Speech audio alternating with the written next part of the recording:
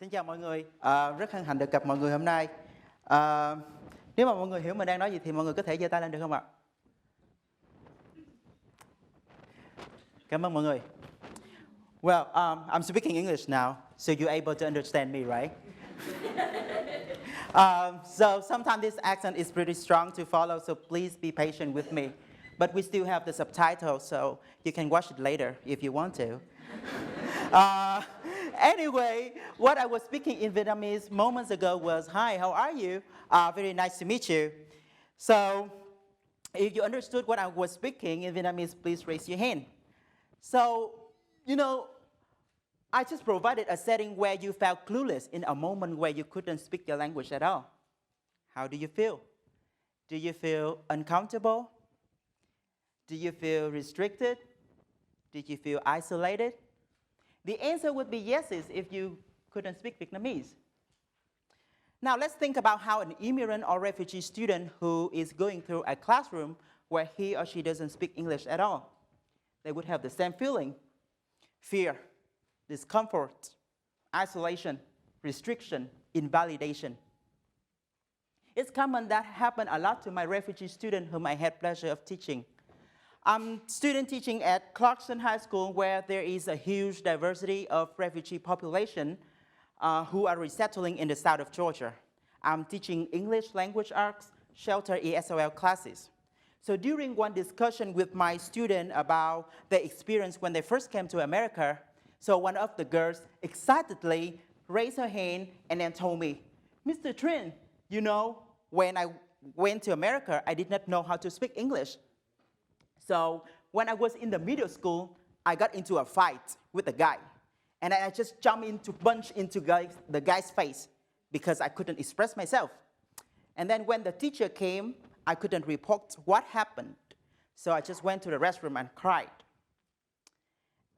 And she is one of the many who are unable to express themselves because they don't have the English to say. And then another boy sitting in the classroom told me, Mr. Trinh, I don't speak much English, but I'm trying because I don't want people laughing at me. So those students who face the discrimination, who face the bias, who face the stereotype on a daily basis are the inspiration for me to work hard and try to find a way to educate them. So how can I, as a teacher, help my students to adapt to a new learning environment and make them feel validated?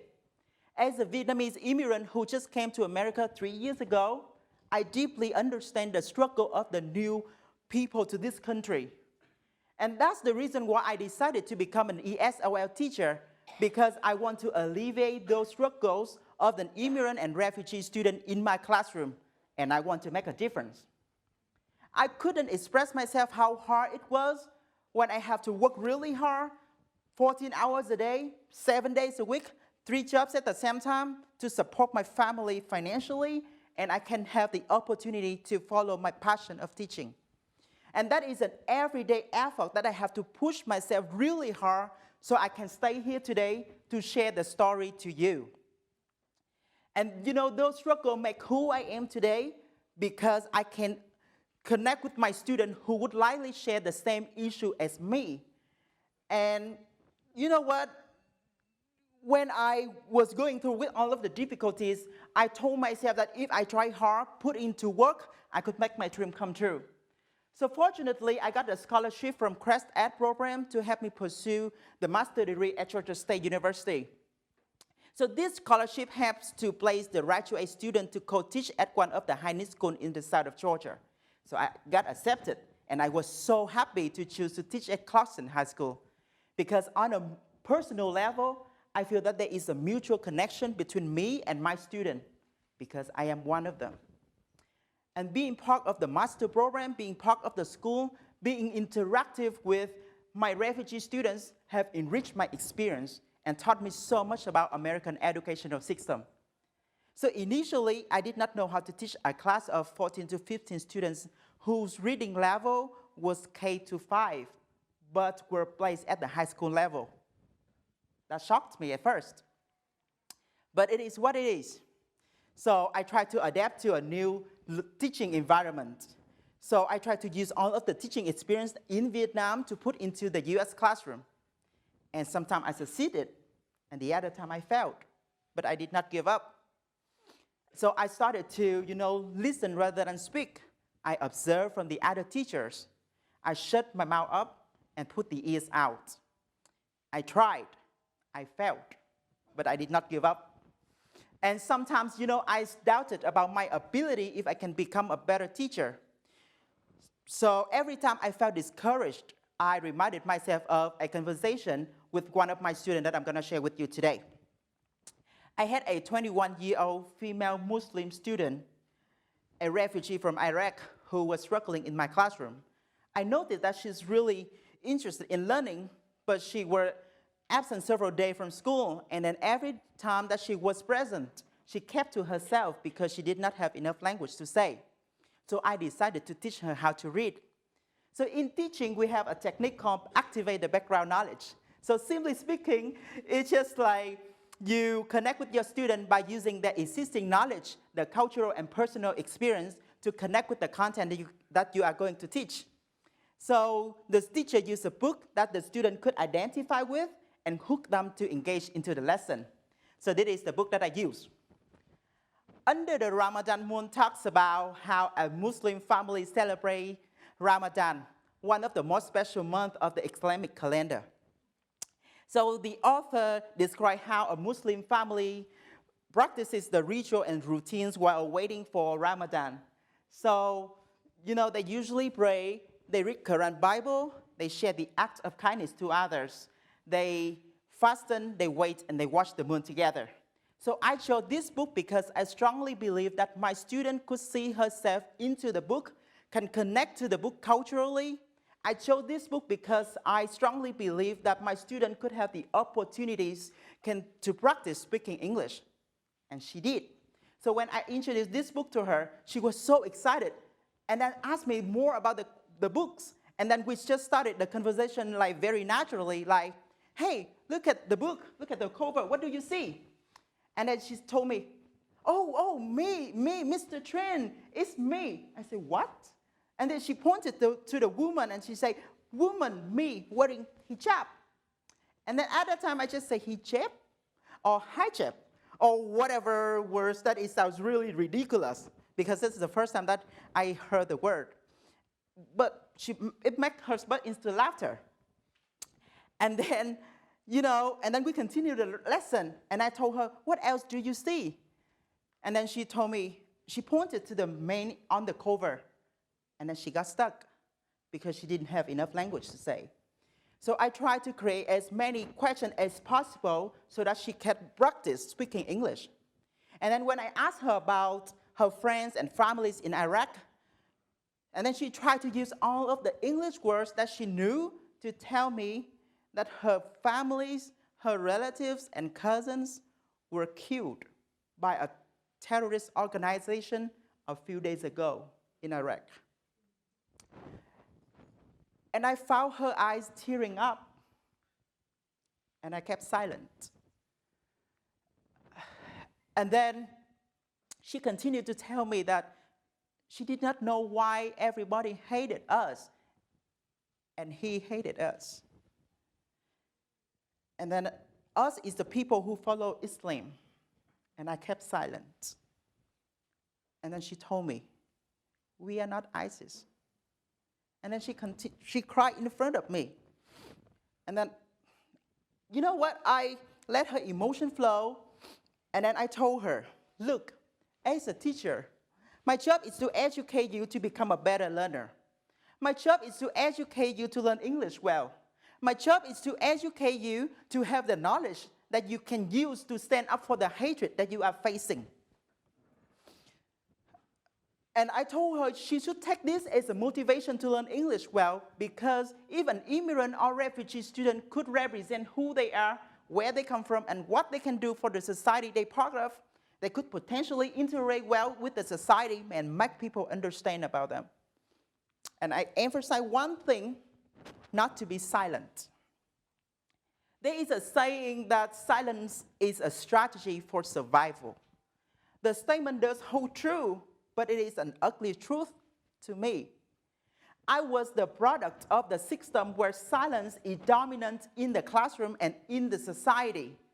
That's the reason why I want each and every student in my classroom have to stand up and break the silence. And during the discussion, I was feeling like silence was a way to keep her safe in this society. I just feeling like silence was a way to keep her to accept the status quo. I just feeling like silence was a part of her life that is now undone. And you know what? But I'm just so humbled. And I'm just so glad that she shared her story with me. And then she told me, you know what? Miss, few teacher tried to reach out to her before. And I told her, no. You are going to encounter more and more caring teachers who would come and support you like I did. You always got the support from our class and high school teacher. And I told her, now, just go to the restroom, wash your face, and then come back. We will continue the rest of the lesson. So when she came back, she was so excited to ask me what we were going to discuss on the next chapter. And then she told me, Mr. Trinh, I promise you that I'm going to come back on the next day. And she did. And I said, yes, that's awesome. Because you know what? She was absent several days from school, and now she had the motivation to come back to learn English. And that's just so much rewarding to me. And I came to realize that, I just came to realize that when my students started being heard, she took an active role in learning. I came to realize that the impact of an education on a student life, that education can break the barriers that the students were facing.